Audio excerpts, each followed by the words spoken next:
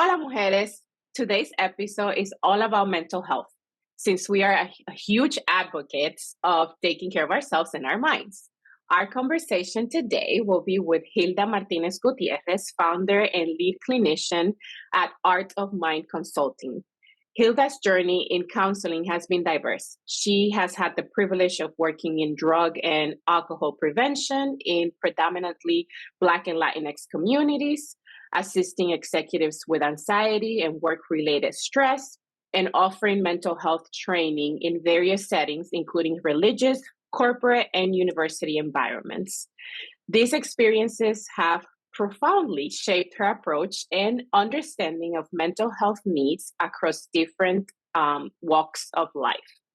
So we're super excited to have Hilda with us today and our conversation regarding mental health in Latinas, because you guys know we like to empower Latinas and Latinos, our community, as much as we can.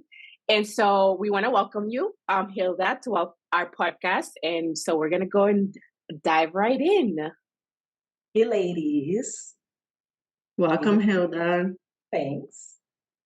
Okay, Hilda. So this is going to be, I can anticipate that this is going to be a great conversation today. So before we go into the the details and the things that we really want to know, I first want you to introduce yourself to the audience. So talk about who you are, your background, and maybe why and your inspiration for studying mental health and your focus areas today. All right. Well, first of all, thank you both for having me on here. I'm super excited, and for multiple reasons. Because first of all, May is Mental Health Awareness Week, and then I saw recently somewhere that it was Latina Mental Health Awareness Week, May 10th through 16th. Somewhere it had gotten to me. So, oh my God, look how relevant this is. So, when we talk about the Latina experience as it pertains to mental health, we can't generalize it. Like there's no way for us to summarize our experience. There's just no way, right? We all have different experiences. And so to come together and to spend this time to bring highlight, especially in such an important month as May, that just goes back to saying thanks again, right? And so a little bit about myself. Oh my God. Dominicana, born in New Jersey, moved to Michigan in the early 2000s, 2002, to the West Michigan area. Been here ever since. In the pandemic, my family and I moved back to New Jersey, and then we were out there for 2.5 years, and then we ended up moving back. So we did a little bit of the switcheroo thing, but yeah, I still have family out there, and number 4 out of 5 siblings. So I grew up with 7 people. I have a sister, 3 brothers. I'm a mom to a preteen. She will be 12 at the end of this year. My goodness. And I married my middle school sweetheart. So we have known each other in October. It's going to be 22 years that we have known each other. We have 15 years together this year and 11 years of marriage. So we have known each other for a very, very long time. Professionally, I'm a Michigan-based bilingual therapist. I have my own private practice. I have my own consulting agency. So that path of entrepreneurship is an interesting one, based out of 15 years in higher education and about roughly 3 years in the nonprofit sector. So after all those years in education and a little bit in the nonprofit world, I was like, it's time to start my own business. It's time to finally launch this. So that's me. As far as what inspired me, my why when it comes to the mental health field, I mean, how far back do we want to go, right? I was that girl. I was that child that was, very introverted, kept to herself. My mom is cooking and I'm in the table coloring. Do you remember the scented color markers? And I'm over here at the table coloring or doing a word puzzle, doing something to myself. Because remember, there's 5 kids and everyone's doing their own thing. I mean, my sister and I are 10 years apart. When I'm 8, she's 18. She's already out of the house. I have 3 older siblings. I have 1 younger sibling. So everyone's kind of like to their own room doing their own thing. And here you find Hilda in the table, quiet, doing her own thing. And when I'm not doing that, on the opposite side, I'm gathering all the kids from the neighborhood and I'm sitting them down in our driveway and I'm asking them one by one, how's your day? What do you do? I mean, teacher style, like I'm going around. So I've always had that general curiosity for people. Like I've always, since as early as I can remember, since as early, I always wanted to know, well, why is it that people think the way that they think? How does this person's brain work or what's going on? So, there's levels to it, right? Like, you can tell from the onset of one's personality what path they might take when they're older. So as I've gotten older, and as I'm advancing in education, I'm like, okay, wait, how can I explore? What is this called, right? When I'm in high school, I'm a little bit older now. Yeah, okay, I'm preparing for college. I'm like, okay, what is this conversation of majors? What's out there? What can kind of tie into my personality? How can I advance and how can I grow this curiosity that I have inherently to want to get to know people? And so that's where, yeah, when I was in college that I discovered psychology and family studies, that I was like, okay, that makes better sense. And so, I always said that counseling, the mental health field, like I didn't choose it, it always kept finding me. And I just said yes to it. It's a calling that once it found me, and it kept finding me, right? Through life situations, people that would come to me, or trusted friends, or people from the community. And I would observe the impact that just being around them. Maybe it's something I said, or maybe it's my presence, or maybe, right, it's that calming energy that I gave off. Something from my exposure with others over time, I began to at first use the question, oh my God, why? And then it's transition into, okay, now I get it, right? This is an actual calling. Like this is what I'm meant to do. So the why is just it happened, right? Like I was placed in many positions. I've been exposed to many people that just, and then it just kept like solidifying. Okay, this is what you're meant to do. You don't see yourself doing anything else, right? And so it's that I've been able to establish as far as that belief system as to why I chose mental health for various reasons. Number one, I believe that people aren't perfect and they have the ability to change. Like people can make mistakes and they can change. And people, we're travelers along life. Like our life is one big road. We're on the highway and we're making stops throughout life, right? The stops are the choices that we make. And we may not always make a good stop. Maybe some stops we do, maybe some stops we don't. And so extending oneself to be there as a support system and as a guiding hand with someone who might have not made the best stop or might have had challenges along their way, right? I think that also just solidifies like, look, we do not live in complete isolation. The purpose of human beings of living is not for us to live alone. Matter of fact, we're affected. There's research done on how loneliness affects the human brain and how loneliness affects human beings, right? And so, people aren't perfect. They are agents of change. Redemption can occur, redemption can happen, right? Like you can make it out of the mud. Like there is that switch, there is that transformation and that emergence that can happen through self-seeking, right? And so for me, that was like the selling piece. If I can be a part of someone's life, I'm sold, right? So that's the why. I love it. I personally connect to that because honestly, mentally, I struggle a lot with what's my purpose? Am I living to my purpose? And honestly, like now, I just live to Like you asked me at the beginning, how are you doing? I'm like, just navigating life, because right now I'm like, I'm not living to my purpose. So that is awesome of how you've been able to find that as a young Latina, and that, as you said, you were put there. So I wrote down God sent, living your Mhm. purpose. So it's like, honestly, I can't imagine how many times God spoke to you and you're probably like, really? Do I have the ability? Am I supposed to be in this space?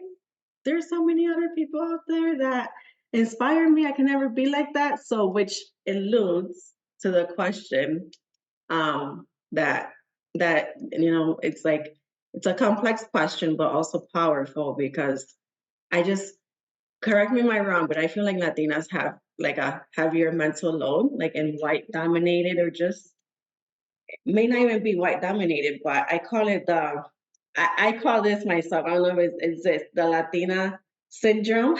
Okay. Oh, because I have this color, or because I have this accent, or because I look this way, I don't belong. Like, and honestly, I feel like I grew up with it, because I did go to diverse high school, but my brother is a lot lighter skinned than me, different personalities. And then he marries an Anglo person. So every time we're out, everyone directs to them. It's like, even though I'm the one that made the reservation at a restaurant, maybe, or I'm the one leading a project, it's like, so just to give you a background of where the mindset is at of when that question comes. And I'm sure that many other Latinas listening right now have the Latina syndrome, as I call it, when you're in more, I don't know, I would say spaces that you don't really find people that look like you, because sometimes you feel comfortable talking to people that look like you. So long story short, what do you recommend Latinas to start, like, how should they start feeling? What do you recommend them to start doing to start feeling as they belong? So especially, when they're the only Latina in the room, or just when they don't feel as empowered, basically. That's a great question. And I promise you, Rosie, you are not the only one. I'm sure we all have our own experiences, and we can be here till next week talking about examples of how this particularly had applied, right? Because Latinas oftentimes have faced the being the first of, right? Like we've been the first in multiple situations. I can come and say, I've been in many prior work experiences, the first or one of the few Latinas in a group setting, in a workplace group setting, where it's turned like, oh, Hilda's here. You know what? Great. Let's just add on more things to give her. Right. And so I think back to your question on, what are some helpful ways that we can do to belong is number one, just that authenticity. Be yourself. Be yourself. Show up as you are. Like, I don't want you to have to tailor the way that you speak. You don't need to tailor your accent. If you have an accent, that's the way that you speak. Why should you tailor it? Right? So show up, be your authentic self, share your unique perspectives, think about your life experiences or your work experiences, right? What have you acquired over time that has brought you to that position to show up in that setting? Whether it's a workplace setting, whether it's a community setting, whatever setting it is, if it's not by yourself and you're working along others, but you find yourself as the minority, bring yourself to the table. That oftentimes is more valuable than just everyone saying the same thing. Well, where's the difference in that? Where's the difference in that, right? Like bring your experiences, bring your perspective into the setting, and hopefully you're part of a group in a setting that can appreciates that, right? That voice and that vision. But it can also add on to how enriching that environment can be. And I always say, this is one of the things I say when I'm out facilitating, especially talking about this topic. Professionalism is not the same as masking, right? You can be professional, that's one thing. But when we're now going into leaving one's authentic self and now you're having to mask, meaning cover up how you're feeling, how you're truly feeling in that space, well, that just means that if you're finding yourself needing to cover up, then that environment, that place, that setting is not conducive It's not a trusting environment for you. It's not a space that you can feel comfortable in. So let's not get it confused, because there's Latinas who come to me, but no, I have to change the way I speak. I have to change the way I dress. I have to adapt into the dominant culture because that's what being professional is about. No, under no circumstances. And let's not get that confused. You can we can be professional. We can exude professionalism without having to lose that sense of our authentic self. Communication is the second one. In order for us to belong, we have to vocalize what it is that we're looking for, what it is that we bring to the table. I mean, look, when we're applying to a job, what's the first thing before you get the job? Right? It starts with an I, an interview, right?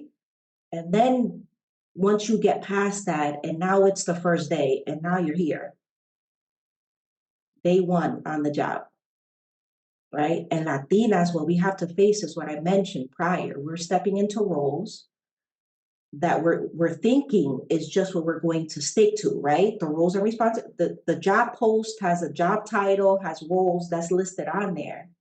And there's so much more things that are added later on to our plate. And what we just have to make room. We just keep stretching ourselves because again, we're one of the few. So communicate assertively. Like, what is it that you're looking for? What can you do? What can't you do? All of those things. That strong communication piece, because we tend to quiet ourselves in larger rooms. Well, let me just sit here and observe. Let me just watch what's going on. And it's like, no, you have a voice. If you're there, it's because you're qualified. And don't doubt that, right? Don't doubt your qualifications. Your experiences led you to the table. So speak up and make sure it's nice and strong, right?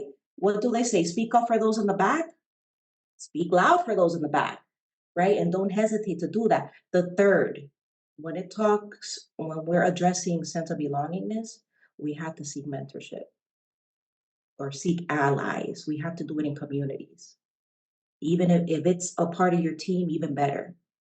Are you Latina? Great. ¿Y de dónde? From where? And this and that. Let's get together, right? Or if not, if you're the only one in your department or wherever you're at, whatever type of involvement, seek mentorship or allyship outside from your extended environment and groups, because it's hard to get stuff done alone. It is very hard to get stuff done alone. Think about you too. Could you run this whole podcast by yourself? I'm sure you can, because you both are, please, right?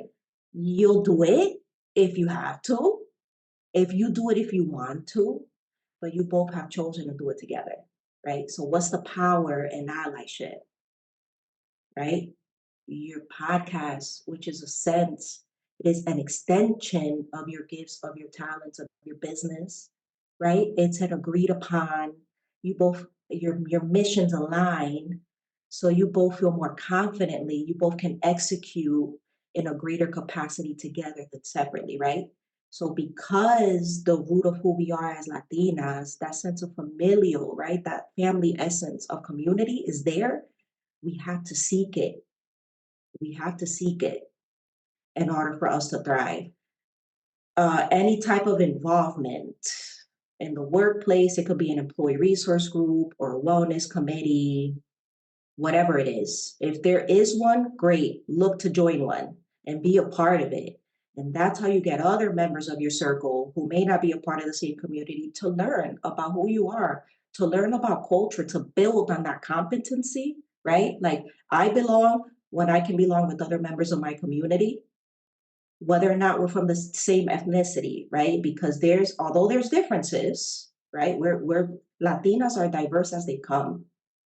I mean, we look different, we sound different, but there's commonalities, right? The language and the culture and the tradition and the family values. Those are things that across the world we can say we agree. Yep, that describes us, right? So look to join or create groups, support groups that can then continue on with the awareness. That was long. Did that answer that question? No, no, not long at all. Because as you mentioned, we could spend weeks here. Yeah. But that's really helpful. The one thing is the mental mind shift. Like, is there anything that you say, what can you say to yourself once you have that self-doubt in your mind? Like, oh, like I mentioned, like, oh, the Latina syndrome, like, oh, maybe, they're not listening to me, or I'm not included in this because I'm a Latina. Like, how do you shift, like, the Yeah. mindset? Like, anything that you say to yourself, or Yeah, I mean, positive self-talk, I think, goes back to your point, Rosie, that we have to, it's a journey. It's a practice, Mhm. right? Like oftentimes we have to tell ourselves, okay, and it's not to discredit ourselves, because there are situations that we go into that, yeah, people just treat us differently because we're not the same, right? Because they may not see us as equals, because it has not been done, because it hasn't been filled. Now we're coming in with this new and fresh perspective, that could be threatening to others. So we have to say, focus here, right? Like, does this align with my morals and values? Am I happy here? Do I see myself being here?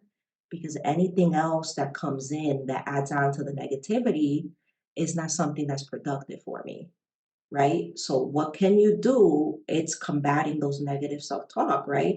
The I'm not worthy, the imposter syndrome. Well, what am I even doing here? Right? I don't even see people who look like me here. What am I in this space going to do? What change am I as an individual, me stepping in, going to cause? Right? Where's the true change? Where's the true impact? So you have to combat that on a daily basis. This is easier said than done. The more you do it, the more you get better at it, right? That's why we tell ourselves, that's why language, like words have power. They do. What we say to ourselves at the beginning of the day matters. What we say to ourselves and in our mind and our thoughts throughout the day and at the end of the day really can shift our perspective, which can then shift our behavior, right? The more we keep saying, putting positive things, the more hopefully we tend to believe it, and then we act differently, right? But if we keep saying like, no, this isn't a space for me, I don't feel comfortable here, I don't trust this environment, you better believe your actions are going to back that up, right? And then it's just going to be a ripple effect of consequences that will follow, right? And so, yeah, that whole piece of finding the words, and you all had an episode, Jana's sister, which we love dearly, talking about emotional intelligence, right? So where do you find the words? Where? And that you have to start digging deep. You have to start reading. You have to start finding what's going on here. What's going on, right? So, yeah. thank you. Yeah. So, Hilda, this has been super, like I'm trying to like soak it in, all that information. But to your point, when you said earlier, and you said the word that we have multiple episodes about this imposter syndrome. Oh, yeah. We have brought in a lot of people to talk about it. And I think that aside from being Latina, because that's like a whole nother, kind of like burden that we have, there's also the like, well, am I qualified? Right. So then like you add on the imposter syndrome. And then you mentioned, well, seek allyship and seek mentorships or sponsorships and things like that. What happens when you, as a Latina, you in the workplace, you already have those things, right? Like you have mentors inside the organization and outside the organization. And you have already told yourself, right? Like, oh, I'm here for a reason. Just like you said, like you're qualified, you're here for a reason. What do you recommend? Like, even if you have all those assets and allyships and your board of directors, essentially, what would you recommend Latinas so that they can better advocate for themselves and increase their self-confidence in the workplace, even when they have all those things that you had mentioned, right? Like all those assets. Yeah. I mean, my goodness, right? Take care of yourself, advocate for yourself. Even if you have those things put in place, And they're not necessarily, you can have people, but those people may not be driving the force and doing the work for you. At the end of the day, you have to do that for yourself, right? Seek for opportunities of advancement for yourself first. Like Jatna should be looking for the benefit and for the advancement of Jatna. Yes, of course, for your community. But if you're not looking for self for yourself, and Rosie too, right? How is Rosie going to advance? How can Rosie position herself to follow her dreams, to make sure that during this lifetime, she's marking off the check boxes of things that motivate her, the things that she's still, right, that she's dreaming about, plans that she still wants to seek towards, right? And the same thing for me too. So seek for opportunities of advancement. Put yourself first when it comes to that, despite what others may think, right? You can have people around you and you can have supervisors and this and that, but seek out those professional development opportunities and say, listen, there's this conference that I really want to go to, or there's this speaking engagement, or there's this thing, right? Or I was invited to do this, and maybe it's outside of my work limits, or maybe it's during work hours and it aligns, but maybe my supervisor may not agree or whatever. I still want to take a part of that opportunity, right? Look how many times I can think, right, of being a part of workplaces where I'm like, man, I really want to do that. Let me bring that up. And the response I get is, that's not in the budget. That's not going to happen. Pencil that in for maybe next year or the year after that. And I'm like, scratch that. I'm going to find a way. I'm going to find a way. Or if there's a budget for you to go, but I can't go, go. And do me a favor, take all the notes you can take. And then we're going to come back and please share with me what you learned so I can at least get some information, right? I couldn't have been, I wasn't there, but think of me in that process. I still want to learn. I still want to get that information somehow, right? So the second piece to that is being honest and vulnerable. I think we as Latinas, we have to get to a place, and not that we're not, we have to get better at being honest and vulnerable, meaning we have to get to a point where we're like, I'm burned out, where we're actually vocalizing and we're saying, I can't do this anymore. I can't, whatever that is, whatever that honesty is, I can't, like, I gotta leave this job. This job is too much for me. Like, I can't. I thought I could do it, and yeah, I could do it. I just don't want to do it. I don't want to dedicate my time and my energy to doing this, right? So vocalizing the I feel tired, I feel burnt out, I feel hurt, you offended me, versus just keeping quiet, right? Because one thing we could do real good is give a good silent treatment. We could give a real good silent treatment, and no one will ever know nothing. Or maybe they would, because they'll see it on our face. They might see it on our face. We're not trying to be in positions to cause conflict, right? So that honesty piece is real important, really important. Telling the truth about how we feel versus suppressing it. And that just goes back to when it comes to Latinas and pain tolerance, when it just comes to Latinas and tolerance itself, we see this across the board.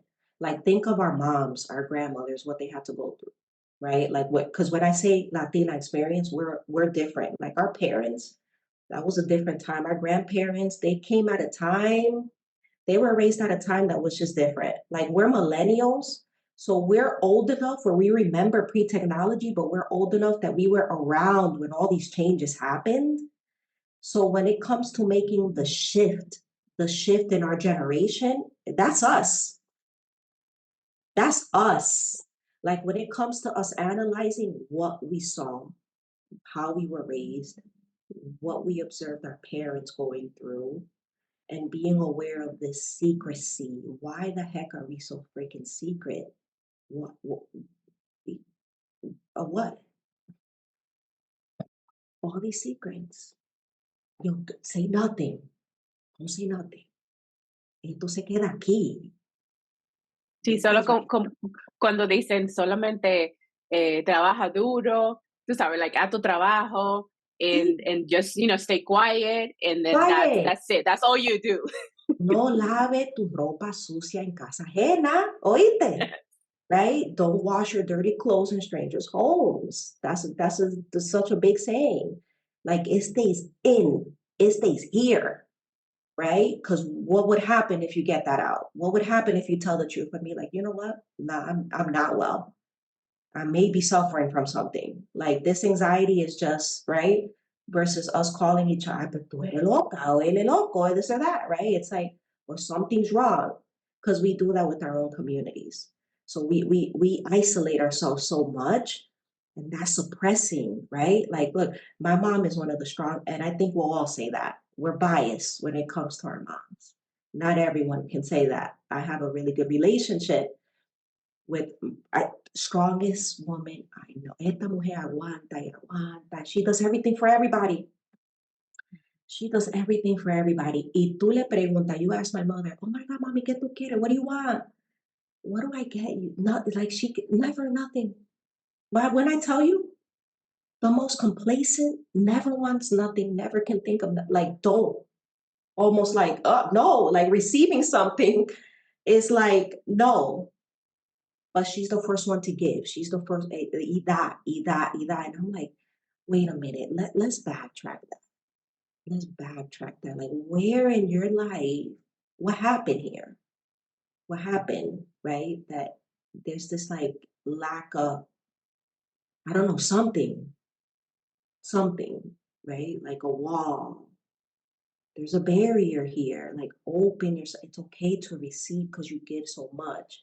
So that whole piece of honesty for me is a really big one that I have grown over time to just be like, yo, I'm gonna start vocalizing it and being real honest with how I feel, not just in the workplace. I'm talking about in our relationships itself. Like we just have to. I'm tired. I'm not cooking tonight. I'm not doing it.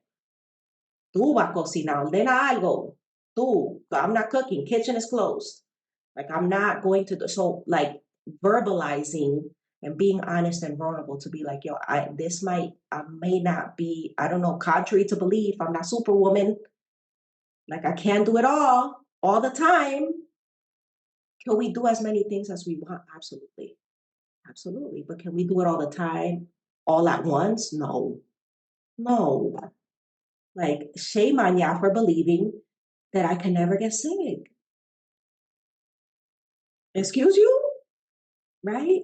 Like the minute I get sick, the world stops in this house. Like no one knows what to do. Everyone's like shaky around here because mommy's sick. Hello?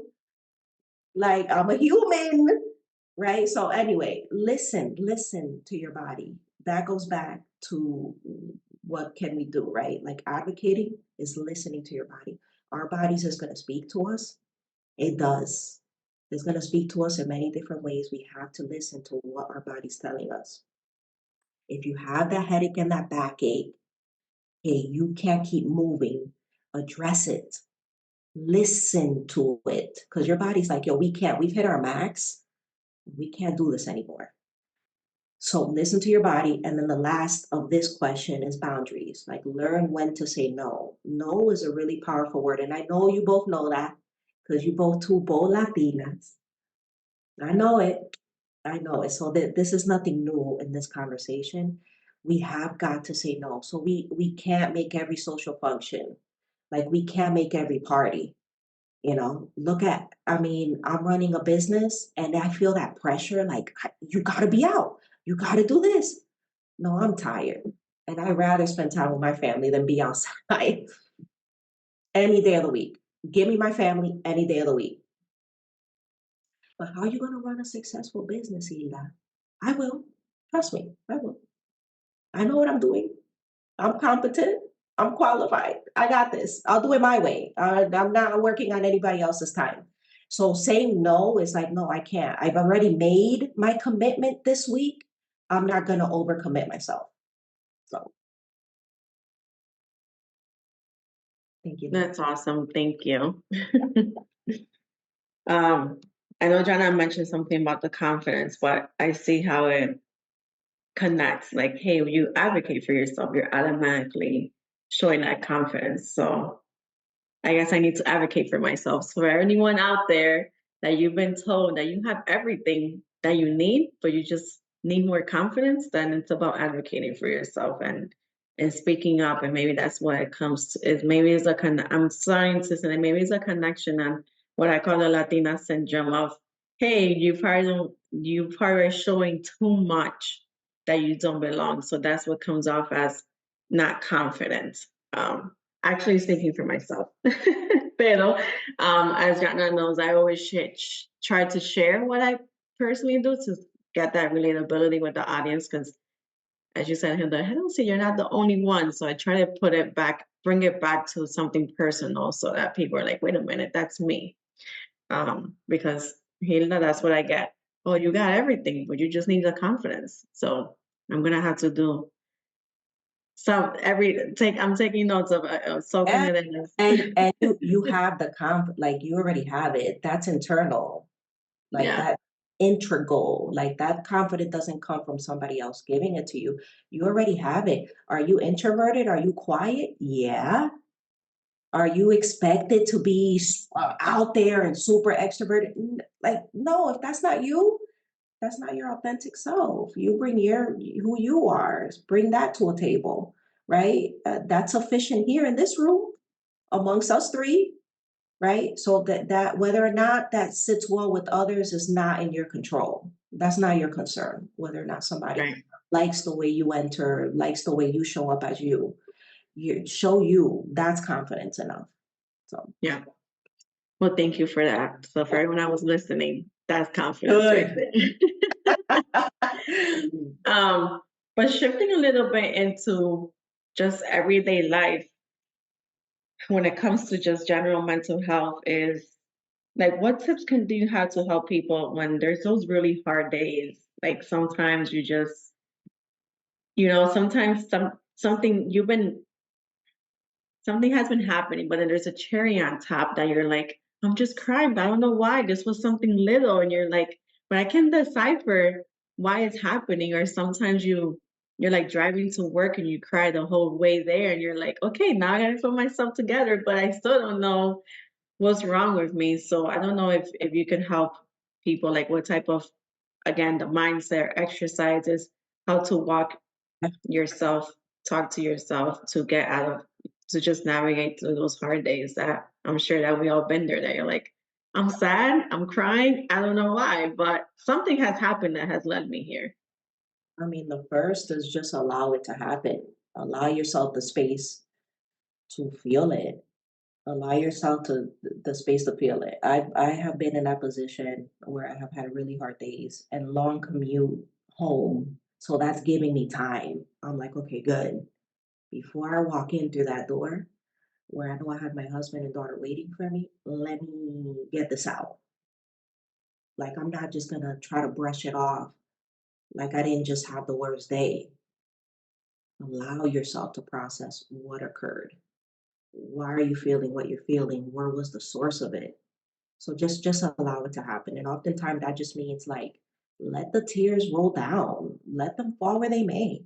Sit in silence. Sit in silence. Like just quiet the mind. Quiet the mind a little bit because we tend to distract ourselves with music and with outside things. Like I can't. I mean, if music works for you and that's soothing for you and that helps you, absolutely go for it. Like do what works for you. I know for me, I have to silence the mind. I have to quiet. Like sometimes even light, like close all the lights. I need pure darkness to just silence my mind and just be in that state. Because that state is not the best feeling, but I have to be in that state. I have to know how can I myself internally process my own thoughts? How can I process my feelings by myself?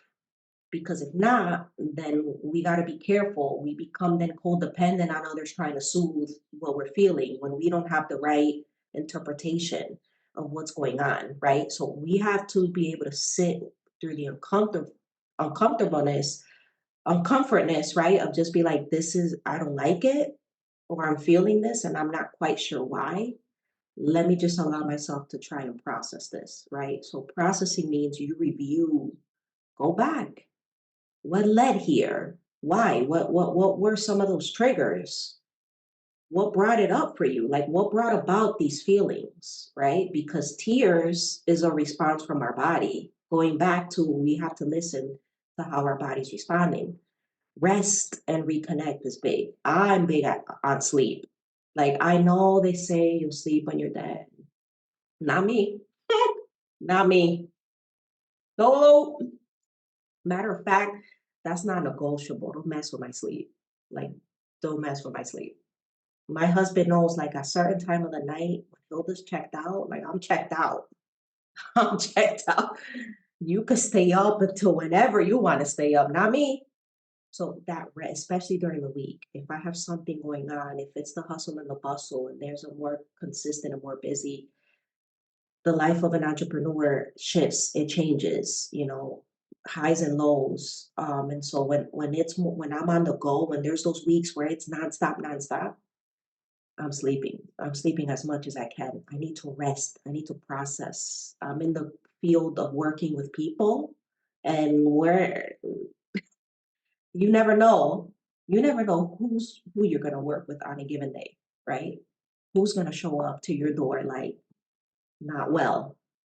Let me just say that. So you have to navigate. I'm constantly navigating emotions. So you better believe that I'm having mine in control. I'm tightening, right? That I have to be secure and good with me so I can handle others. Because it's just what it is. Others means our kids, like our spouses. You two have more than one. You're managing multiple stuff going on, like multiple minds, multiple personalities. It's a lot going on top of being working moms, right? So that, forget it. You wear multiple hats. So that rest and recharge is huge. Connect with supportive people, again, bringing it back to community. Who's a protective factor? Who's in your group? A friend, right? A girlfriend or a parent, someone that keeps you grounded that you can just check in with. And check in could be a quick text, it could be a FaceTime, it could be a Zoom call, it could be going out for coffee, for whatever it is. Just connect. A quick, hey, how you doing? Checking in. I do a lot of those check-in randomly, right? Check in with your people and then set realistic goals, right? So when it comes to handling and you're unsure to decipher, today I'm going to do these things. I'm going to stick to doing this. And if this specific to-do list, this realistic goal is just accomplishing one thing for the day, boom, you did it. Be content. You accomplished that one realistic goal that you set for yourself. You know how many times we get ourselves tired as Latinas because we're like, man, we have this to-do list is like, it goes down the street, down the block is this to-do list that we got to do. And there's just never enough time. It's just never enough time. We have dependents, we have responsibilities. And then on top of that, we're just fatigued. We're just tired. We need a break. We need to rest and recharge. So I'm going to set for today, I'm going to send out 1 to 2 emails. And that's what I'm going to do. If I accomplish more, great. If I don't, then I don't. So set those realistic goals. And oftentimes that helps us stay with that sense of purpose so that we're not feeling like we're just letting go, like we're relinquishing control. And if we relinquish control, we relinquish it because, hello, we're not perfect. Sometimes you got to do what you have to do, right? So when you're unsure what's happening, rest, real quick.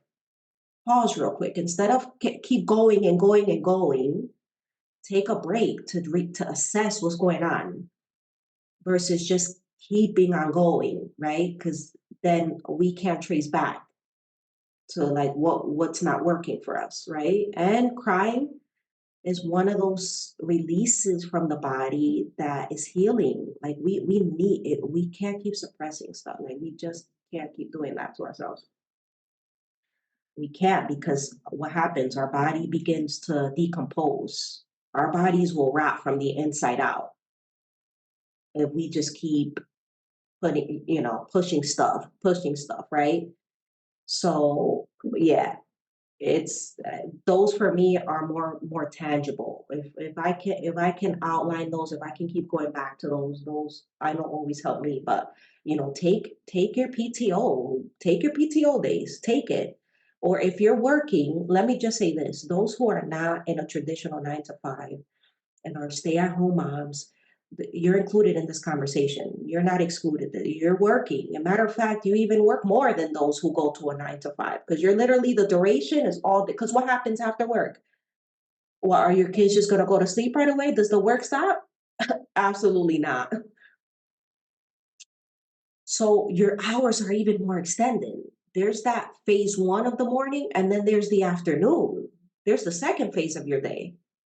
So you have to set realistic goals of how are you going to do it, and if there's people in place to also help you accomplish those things. Not that there always is going to be, because we have our parents, our moms who are single parents, and they do what they have to do, and they get it done, and they get it done without saying anything. They just get it done, right? So that's why I'm saying we have to be more cognizant and more mindful about our tolerance because aguantamos tanto. Like we handle so much and we say nothing about it, right? So just be mindful of that.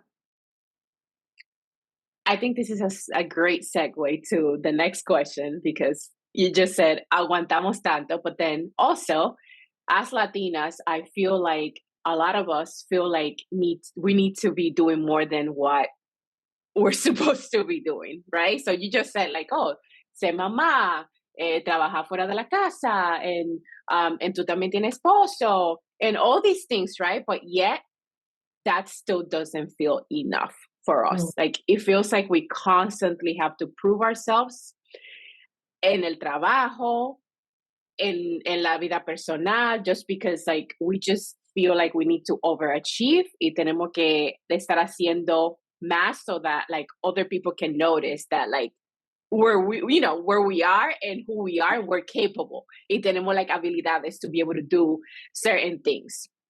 So we had an episode, I think it was our last episode where Procy and I actually share like our experiences about how we feel in the workplace, but also personally, like that we constantly have to like go.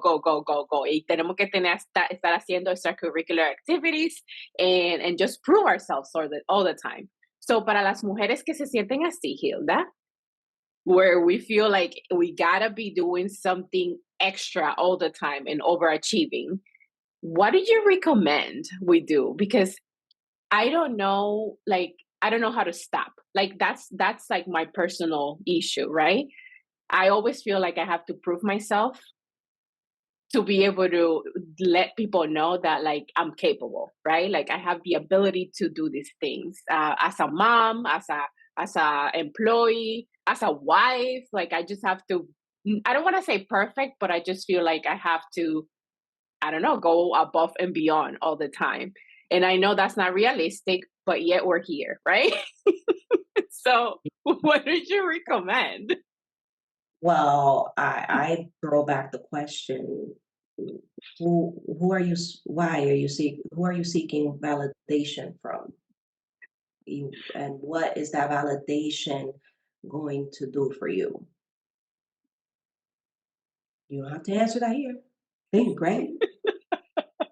But I mean, Hilda, I think it goes back to, and we said it in this episode, I think it goes back to the having to, please our parents, right? And the fact that they have this thing that they set up for us and they wanted us to be successful and y que seamos profesionales and that we have the life that they never had, essentially. Sure.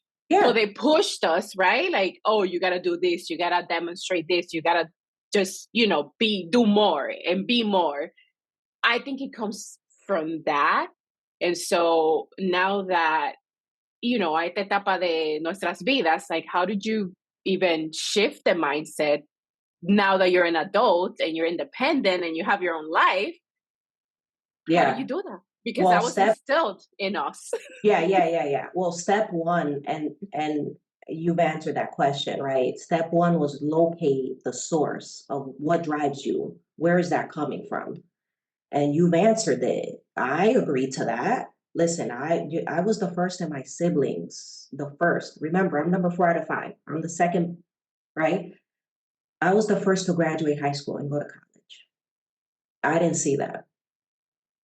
So my parents immigrated to the United States in the 80s con esa visión, like, yo, my kids are going, I'm going to enforce education. You have to, you have to, you have to.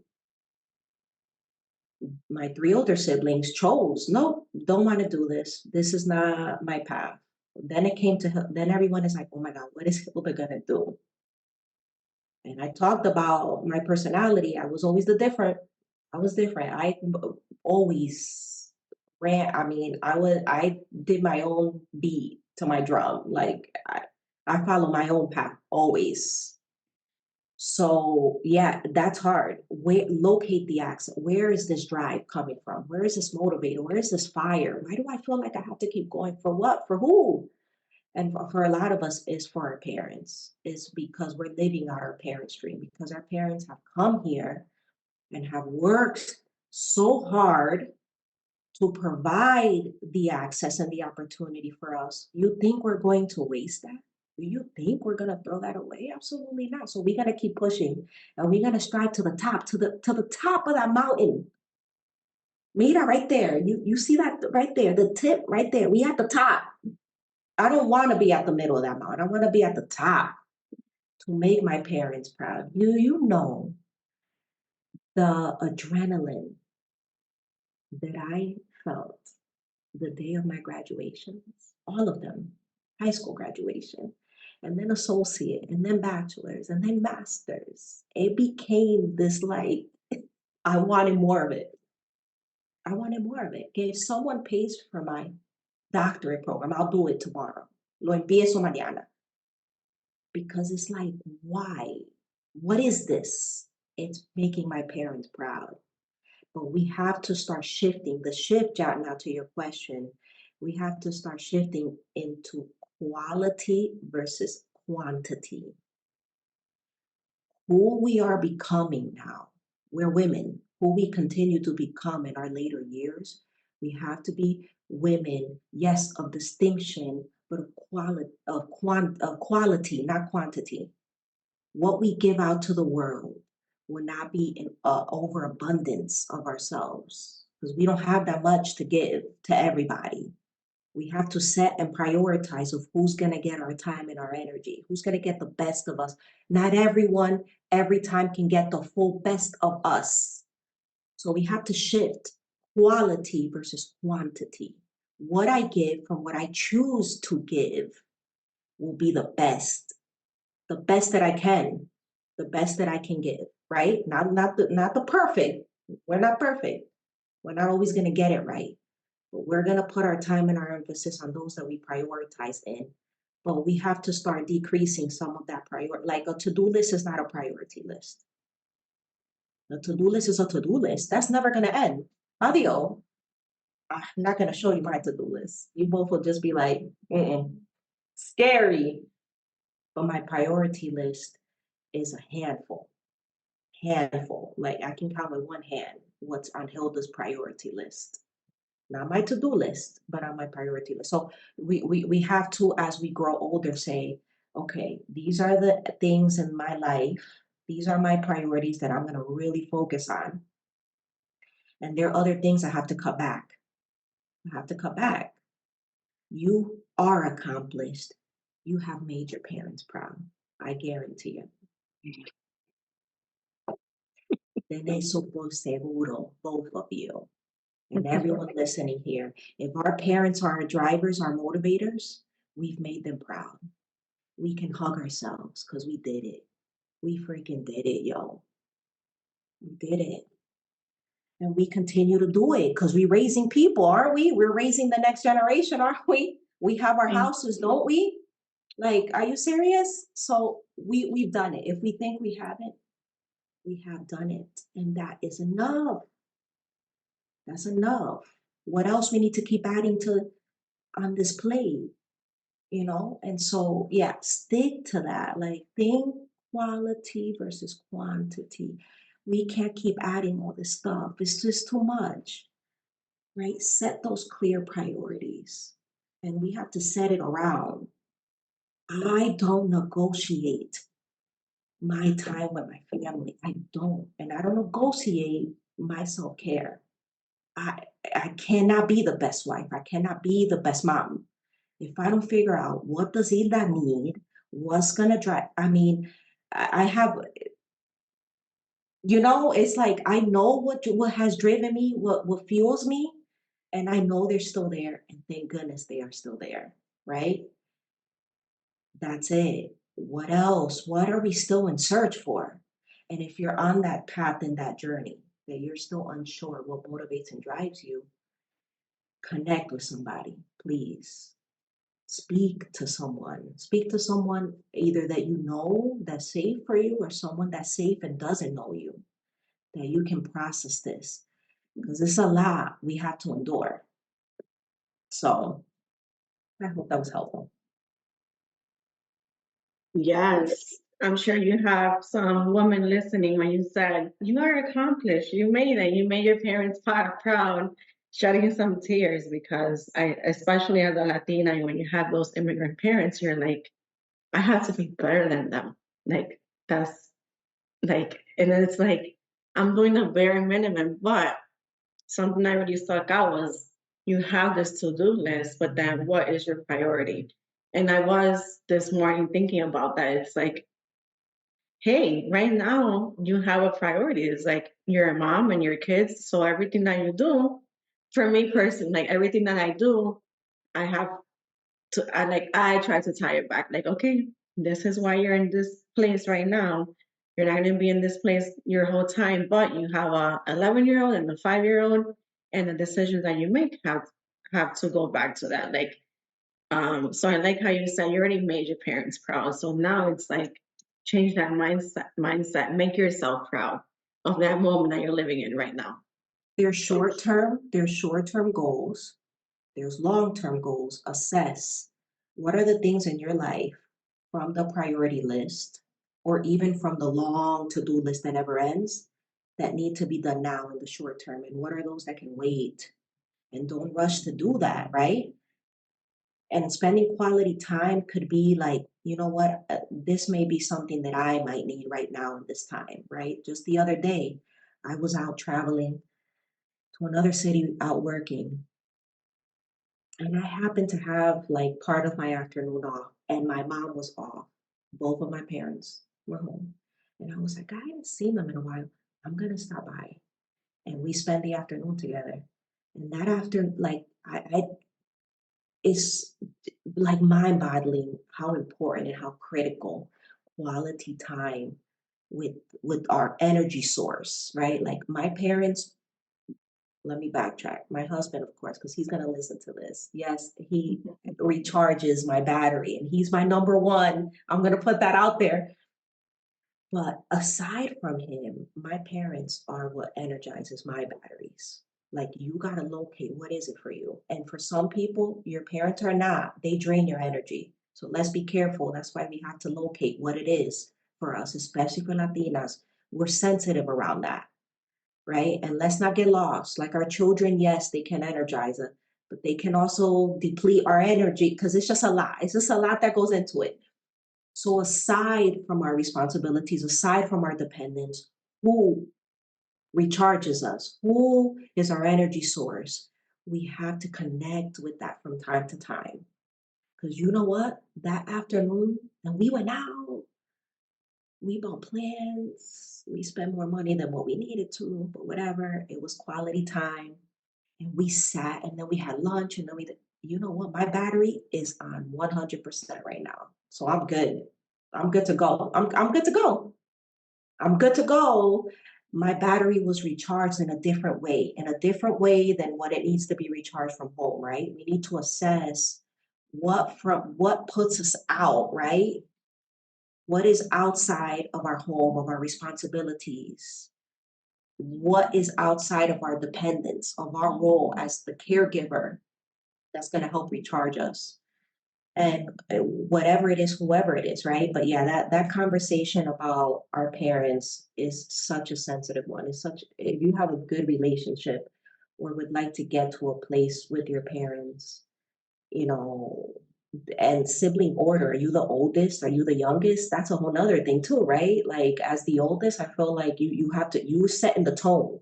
You're the role model. The others follow because of you. The other follows because of you. So you're constantly like, oh, I gotta prove it. I gotta keep pushing because I'm the first. When you're the first, whatever order you're in, there's always gonna be pressure with that. That's never gonna leave us. Do you understand this pressure will follow us throughout our life? We're always Very gonna much. we're always gonna feel like we have to do more. I'm not the oldest, but because I was the first to accomplish so many things, to buy a home at the age of 24 years old, a homeowner at age of 24. What? Where? So you gotta push. You gotta push. We gotta, but we have to slow down. What's quality versus quantity? So Love it. yeah. And Hilda, I wish we could keep speaking more, but we want people to go and contact you so they could keep Yes. getting to talk to you. We know that you have a business called Art of Mind, Yes. which I love the connection when you said quiet your mind. I was like, I'm sure that has something Hey. to do with it.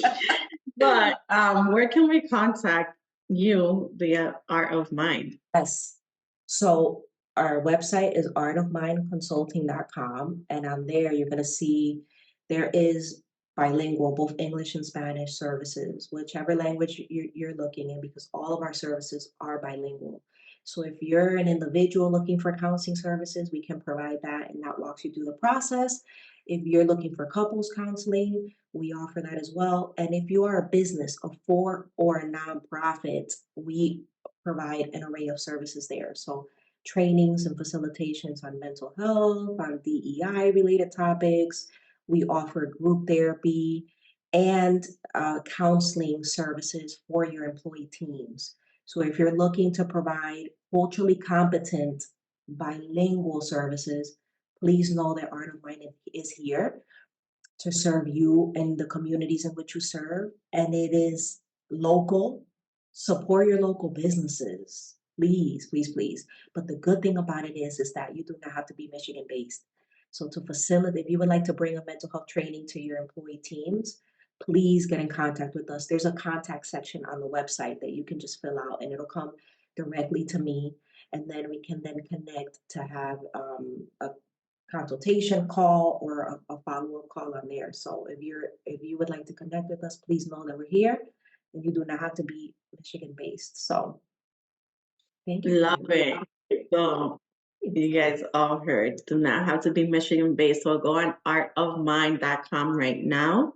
I just want to do a plug-in that my family business already integrated with Art of Mind services, and it's has really done increased awareness, and over time, like it's gonna be little by little. So there was, I'm sure it was not the only one, but I loved how, more Hilda focuses on not just giving at individual services, but to businesses, because it's like that's what makes community in many places that we live and remember, not just Michigan based.